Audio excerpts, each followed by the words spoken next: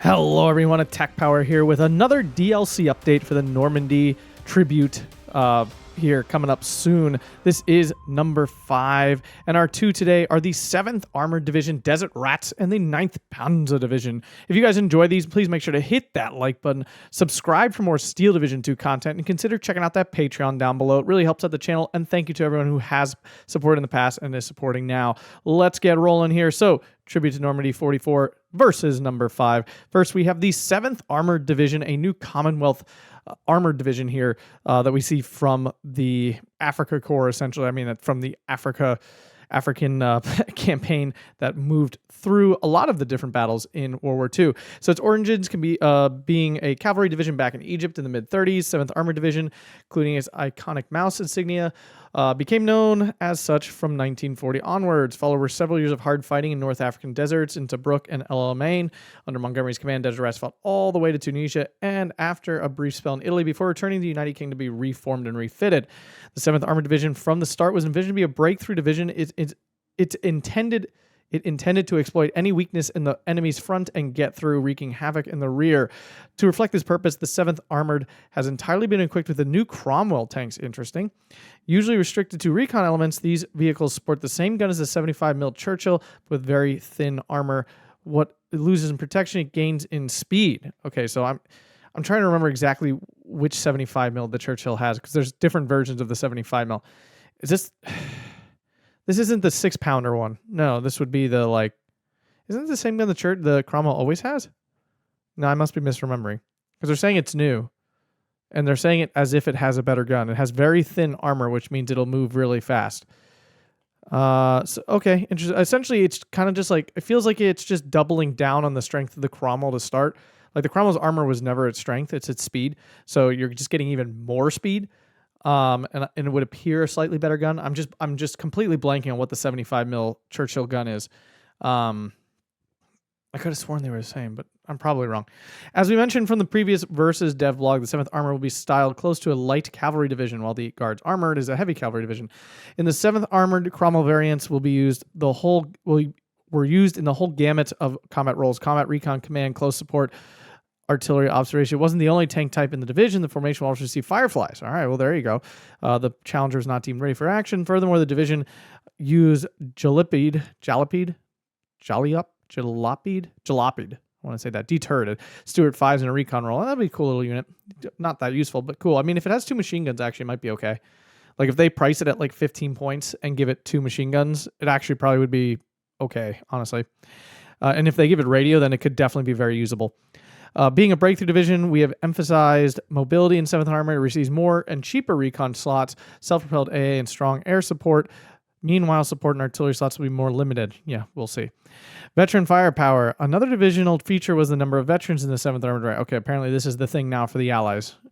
Just like the American bro counterparts, the famous Desert Rats were by D-Day likely one of the most battle-experienced British divisions. But while the Americans have been whipped back into shape, the 7th Armor was left to calcify on its combat reputation. With barely any fresh blood injected in the formation, this meant that when the 7th Armor landed in Normandy, most of its soldiers suffered from battle weariness and were less willing to put themselves in harm's way. Interesting. What is that? Does that mean they're all disheartened or something? Therefore, all infantry units, as well as some older combat vehicles, Stuarts, 75mm, etc., will receive 1 veterancy for no penalty. Okay, that's really strong, of course. This doesn't come for free. Oh, all these units will feature the Battle Weary trait. Oh, a new trait. Very cool. Meaning they will take suppression, more suppression than regular troops. So, essentially the disheartened trait.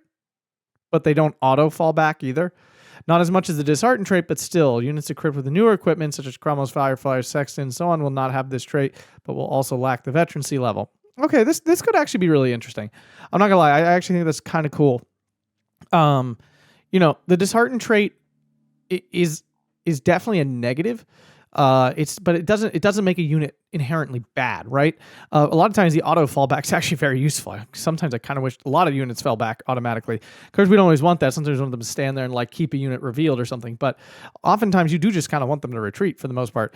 So it's definitely interesting to see them kind of essentially put dishearten on a unit, but take away the auto fallback. We'll have to see how fast that suppression increase is. If it's not that significant, then it's not that big of a deal. And I do wonder, are we going to see this trait on way more units. Because truthfully, this trait could definitely apply to a lot of units that are already in the game, right? Especially like German Axis units. I mean, that they've obviously been fighting a lot, moved around a ton. We could definitely see that. Maybe that's a way they can get more veterancy on units like in other divisions without making them like super overpowered. That could be interesting. But of course, it's a slippery slope because at the end of the day, how do you define battle weary? Like, how do they decide? Like, it would just be an arbitrary decision. Like, oh, this division fought extra long, so they must be battle weary. Like, but we'll give them veterancy, but they didn't die that much. It's one of those things I feel like is a really slippery slope. But I wouldn't be surprised if we see this trait show up on some other units in the game, because there's definitely room for it and probably calls for it. But on the flip side, again, if you're going to put this, then that means you should be adding veterancy to those units. That's why they're battle weary, because they're veterans who've been fighting a long time. So, definitely a tough one. Definitely interesting here, though. I mean, I think that's pretty cool, actually. And lastly, cosmetics feature the division recon elements comprised of the 8th King's Royal Irish Hussars, cool, which will receive their own Northern Irish dialogue acknowledgement. Oh, that's cool. Yeah, that'll be neat. Yeah, a little bit Irish. That's fun. The 7th Armored Division was featured in Back to Hell. Okay, whatever. All right, strengths and weaknesses, what we really care about here. Recon, a good category with decent slots and units. Although, didn't they just say the recon tab was going to be like swole, like seriously ripped? These include the usual array of Recce, Scout Peon, neither Jeep Carrier, Stuart Recce. Okay, whatever. There will be Staghound armored cards plus Stuart and Cromwell recon tanks. And lastly, some of the last 75 SP Autocar M3s in the American. Those are really good. Soldier on those are actually really good. They fire really fast and actually have pretty good penetration for a pretty cheap cross. So those are phenomenal. I mean, these are all standard. They're not bad or good. I'm not saying bad or good. They are what they are. More Cromwells, which I doubt you're going to feel like you need. Infantry, an average tab with good choices, but limited in the number of slots as any other Commonwealth division. All infantry come with 1 level of veterancy and no availability penalty, but with the battle weary trait. A unit special to this division, the Elite Desert Rat Squad, represent the most experienced combat soldiers in the formation. I wonder if they'll be double vetted. I wonder if that'll make them... Wow, if they're double vet and they don't suffer like an availability loss, that would be pretty nuts, actually. I highly doubt they'll do that. That feels unlikely, but on the flip side, I could see Eugen doing something weird like that, honestly. They carry an entire arsenal of automatic weapons, either gained as extras or Thompson SMGs kept from the... Okay. I mean, so they're basically just a strong CQC squad. We'll see how many they get. I mean, if it's like they carry an entire arsenal of automatic weapons. I mean, if it's like a 15-man like Giga squad of those, that would be pretty sick. If they're just a normal 10-man squad with SMGs, they're basically going to be like the Thompson Avtos out of like 126th Gorno. That's about it, though. Like it's not like mega exciting in any way. The tank category, pretty good, I would hope. Do we expect anything less from the Desert Reds? Slot costs are decent, but less generous than the Guards Armored Division. Okay, maybe hold off that Cromwell spam a little bit. Aside from some Stuart and Fireflies division feels mostly Cromwell 5s, with a few Combat Phase C only Cromwell 7 tanks. Now, are these Cromwell 5s these new, like, thin ones? Because they're not indicating any difference. So I have to assume these are the different ones with lower armor and they're faster? But they're still called Cromwell 5s? Like, why wouldn't they don't have any other designation to them? Or are they just Cromwells? And I wonder how many Fireflies are going to get. I'm going to guess like 2 cards. That feels reasonable to get 2 cards. 3 cards is pretty... You pretty much have infinite Fireflies if you get 3 cards. You get to put one in every single phase, and like you're not going to run out. Like, so I feel like if they're at least going to limit it a little bit, they should just do 2 cards at most. 1 card, even better. As if the game needed another freaking Cromwell spam deck. Solid support, solid category. You'll find an usual arsenal of units, machine guns, light mortar, supply commanders. Additionally, the division will feature the Cromwell 6, 95mm armed close support tanks, as well as the WASP MK2 flamethrower vehicles. Okay, so some 2K there and all that good stuff. 7th anti-tank, AA artillery, and Air Force. A good category for the AT, similar to Guards Armored Division, but with cheaper options. So basically, what, 6-pounders, 17-pounders. The usual thing, nothing like super exciting there. AA, the average category, though slightly better than the Guard counterpart. Main difference is 7th has no towed AA guns, all units being self-propelled, Crusader Mark 1, Mark 2, as well as the Beaufort Porte. This means that the Air Force are more mobile, anti-Air Forces are more mobile, but also more fragile. I mean, that's pretty good. I mean, that is definitely good. There's no doubt about that. You can really easily dodge artillery if you're good at microwing your AA around. There's absolutely no reason you should lose any AA. Which means you don't have to like sink extra points into that category. You can call those in and just sit them out. So that's a pretty big deal. And all those units are pretty solid. The artillery tab, average category, a few slots, and more expensive compared to the guards tab. Yeah, I mean, a weak tab would be nice. Sharing the same default units, 3-inch, 4.5 inch, 4.2 inch, 25 pounder, and sexton configurations. Doesn't get as many heavier units. Still, its mobile roles, emphasizing American 155 GMC M12. Self-propelled guns attached to A and B's phase. These stem from the 987th FA Battalion, which supported the 30th Corps during the Battle of Caen. So it doesn't sound like that RD tab's missing anything at all. It sounds like it's really quite strong, honestly. They call it average. Sounds pretty darn good to me. Average category for the air, still way better than guards. Though not new to Steel Division, 7th Armored will welcome a new flying nation to the Normandy field, New Zealand. Ah, cool. Flying Kiwis from the 486th Squadron RNZAF will make their appearance. Cool. New Zealanders fly Hawker Tempest, provide air support in fighters and fighter bomber roles with various bomb and rocket loadouts. The division will also receive the British Mitchell II bomber B-25 as well as the American B-26. That's a pretty stacked. That's a pretty stacked Air Force. Average. Eugene needs to learn the definition between average, good, and bad, because they really it's mostly just good, better, best, and really bad if you're for one tab maybe, but not in this DLC. For the Allies, at least. The 7th Armored will be a very mobile division with numerous fast tanks and self-propelled vehicles. The veteran infantry backs the armored, like cavalry forces, downsize greater fragility, making this division able to deal heavy damage when attacking first, but very, very resilient when fired upon. Yeah, I guess if all the Cromwells are even thinner armored, they could just melt away. All right, 9th Panzer Division. Let's see if we have an Axis division that doesn't suck, because we have one so far that doesn't look awful on paper. The 9th Panzer Division traces its origins back to 1940 when the parent 4th Light Division was reorganized, raised from Austrian forces. Tank formation took part in the invasion of the Netherlands in 1940, pursuing retreating Belgian and French troops, ending in the Battle of France close to Lyon.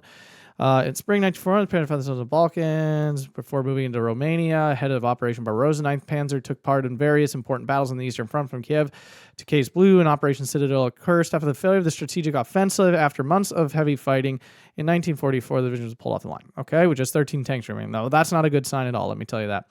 9th Panzer Division was only brought to Normandy's battlefields quite late in the campaign. The Allies had already achieved a breakout into Hedro country. German panzers of the formation had been refitted in eastern France since the beginning of 1944, but the elements of its infantry were still fighting on the Eastern Front. I mean, that's not a good sign again. These would only be able to join the tanks straight in Normandy. Due to orders, counter-orders, and a lot of confusion, the division's Panther Battalion never made it. This left the 9th Panzer Division only half of its complement of tanks, all Panzer IVs. I mean, that's not... Having only Panzer IVs is not terrible. It's similar to having only Stug 3s, honestly. And actually, they can be more cost efficient. It depends on which versions of the Panzer IV it is. So that's not terrible. We have 20th Panzer, which is mostly a Panzer IV division. I know it's got T-34s and Panzer IIIs as well, and the IS-2, of course. But at its core, it's a Panzer IV division. And that division's fantastic, right? There's a lot of other reasons it's fantastic, but the fact that most of its tanks are Panzer IVs does not hold it back all that much. Panzer IV still being, I feel one of the less I don't know. I don't want to say Panzer IVs are bad because they're not, but do I think maybe Panzer IV should be 5 points less? Potentially. I'm not saying yes for sure, but we talked about it in a recent cast where it's maybe Panzer IV should just be buffed a little bit. Are they just too expensive for their price? A Stug 3 just feels so much better than a Panzer IV in most situations, right? Panzer IV supporting infantry basically is the only situation where Panzer IV is better. But against any armored target, which is generally what a Panzer IV is fighting, it just doesn't feel very good. But anyway, confused movements. Its belated and chaotic move to Normandy spread the formation out spared the formation from ending up in the Fillet pocket. It meant that the moment it arrived, the Panzers had to retreat immediately in the face of Allies' rapid advance. The French 2nd Blindé Division was so used to encountering the German division on the battlefield that the Free French officers came to ask for news about its Notre Nani Panzer, our 9th Panzer, as if it was a relative. That's funny. All right, not all things look dire for 9th Panzer. Okay, this is where Eugen tries to walk it back and make this division not complete crap. The formation was one of the few divisions to receive a full complement of the 1944 style armored recon battalions. Okay, I mean that could definitely slap really hard. Features the Lux SDK of Z243/1 and /3. Okay, that's fantastic. Took over under its wing various scattered formations of the Schnell Abteilung 512th or elements of the 709th Infantry Division, another 15th Welle Division, bolstering its infantry. Okay, I mean, that recon thing definitely could be really strong, because I'm pretty sure the SDK of Z243/1s, I'm pretty sure those are just like SDK of Z233s and 222s, or 223s that have like the autocannons and the big cannon, and they just have more armor. So I mean, that could be really strong. And looks are awesome. Like, those are fantastic little tanks. Those are phenomenal. So that could definitely be really good for this division. All right, so recon, one of the division's strong points, with lots of slot options and cheap to boot. Okay, well, that's great. You can actually take advantage of it. Usual units are represented: BMW, Aufklär, Spätrupp in the Kubelwagen, or SDK of Z 250 transports. I wonder if you can get the 222s in the Aufklär. That'd be nice. The division had an unusually high complement of scoped rifles. This means there's lots of Scharfschütze that can be deployed. Are they missing a P there? Am I having a moment? I thought it was Scharfschütze with a P. What do I know? I'm not good at German. We all know that. Even though I really want to be, I try. So great, more snipers. I mean, that means this division might not be total crap. A solid amount of SDK Z 234/1s and 234/3s, so that's phenomenal. Heavier recon vehicles include the standard Aufklär Panzer IV-J, which is nice. Honestly, like, recon tanks, after the buff availability, the availability buff that they gave, so like recon units actually come in with like a relatively large number of units, like equivalent to their tank tab counterparts. They're actually a lot more useful now, as well as the new Aufklär Panzer II Lukes. Sweet. Since there are a lot of the ladder units, we split them between regular Panzer IIs found in the tank tab, which is an already existing unit, and the recon variant, which is brand new. Interesting. Okay, so you can like spam these Lukes all over the place. Honestly, that's really good. Like, if you think, I haven't played them in so long. The infantry division with lots of Lukes. It's an older one. It's not 12th. Oh God, I can't remember.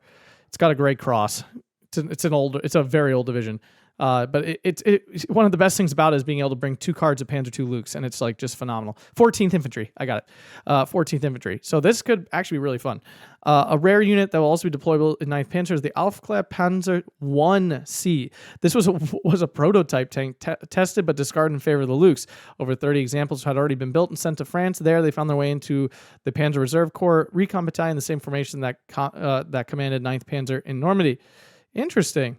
Okay, Panzer 1C is a Panzer with extra armor, a new motor, and fitted with an experimental anti-tank rifle. Okay, I mean, that could be really fun. That's probably not going to like light the world on fire, but it definitely could be interesting. Infantry, a good one, so they claim, especially considering it to be a Panzer division. The usual arsenal of infantry squads plus transport. So regular grenadier, Grenadier, okay, from the 512th, disheartened grenadier 15W from the 709th, Cossack and pioneer from the 709th that was composed of Cossacks.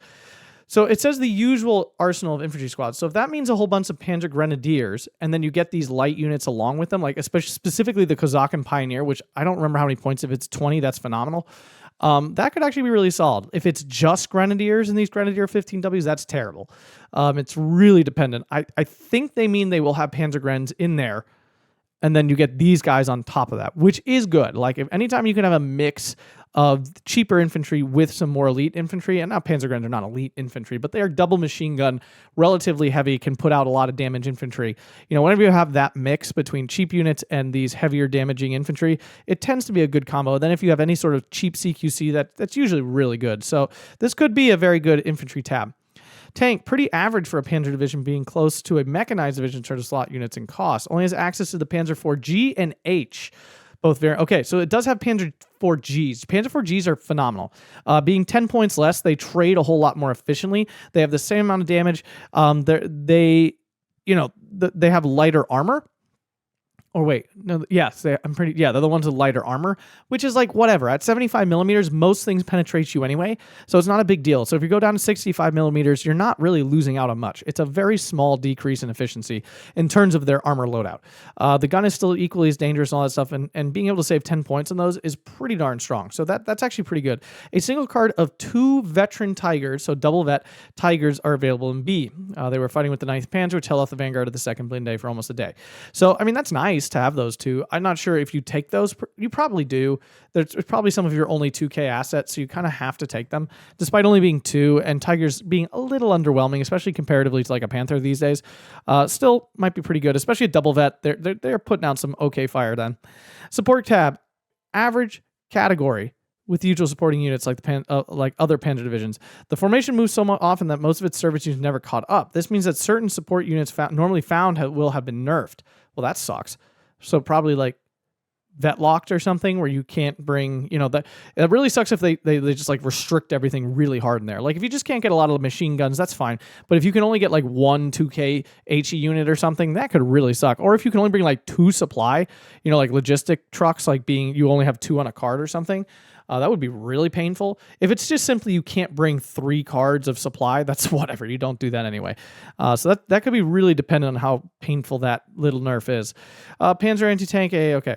Anti-tank, a good category, plenty of slots. Left with only 2 older Stug F8s and a handful of Martyrs, 9th Panzer did receive a full complement of Jagdpanzer IVs. That's really good. Represented by 2 complete cards. That's fantastic. Jagdpanzer IVs are awesome. You'll also be able to deploy a Panzerschreck and Pack 40. Yeah, okay, great. Plus a few Panzerjäger 35Rs. Oh, those are awesome. They're in the, Tetau and stuff. These guys are so good. They're like 25 points and they can wipe out every light armor unit in the game. Even like some medium tanks like a Panzer IV. These things absolutely shred them. They're really, really good. Yeah. No, those are awesome. That's really good. AA, pretty average. You get 20 mils, you get Mobile Wagon and Flak 88. That's pretty good. I mean, getting Mobile Wagon's awesome. That's a Flak 43. Oh, it also says 20 mil quad variants, which means SDK of Z71. Now, this AA tap seems phenomenal. I mean, unless they only give you like 3 slots, this seems fantastic. Eugen, why? The standard terms of unit availabilities and costs, similar to any other Panzer division, but includes the FK 288-76. Okay, is this 3? Okay, I mean, what is this? So like the SK 18s, the SK, the 150 mils, maybe it'll be a Hummel instead, a Wesp, those. So nothing too crazy. It'd be nice if there were rockets, but I kind of doubt there is. Air, once again, pretty average. The Luftwaffe assets includes Me-109s, Focke-Wulfs, and Stukas. Now, that is pretty average. I will say that. Hopefully, it's one of the faster Me-109s and not just like a G2 or something. Focke-Wulf 190. It would be nice if you got like A8s with that. That'd be great. Or at least the medium resilient fighter bombers would be good. 9th Panzer is more like a Panzer Grenadier division than a Panzer one with a more balanced ratio between tanks and infantry. When it comes to armor, it lacks the Panthers, but gains a variety of combat soldiers. Division strong suit is recon tab, which is a large choice. Supporting arms, including artillery and support, are more limited in availability. I mean, this division doesn't seem terrible. I mean, truthfully, if we look, there's not a whole lot of Panzer Grenadier divisions in the game that are super duper good. I'm trying to think, like 17th SS, I guess, is technically a Panzer Grenadier division, so that one is quite good. But do you think like Panzer Grenadier Großdeutschland, Hermann Göring is really like a Panzergren division. It's categorized as an armored division, but it's really a Panzergren division. 25th Panzergren, none of these are like lighting the world on fire, but none of them are bad either. So this balanced setup might be pretty good. It doesn't seem like there's many unique units in this division at all.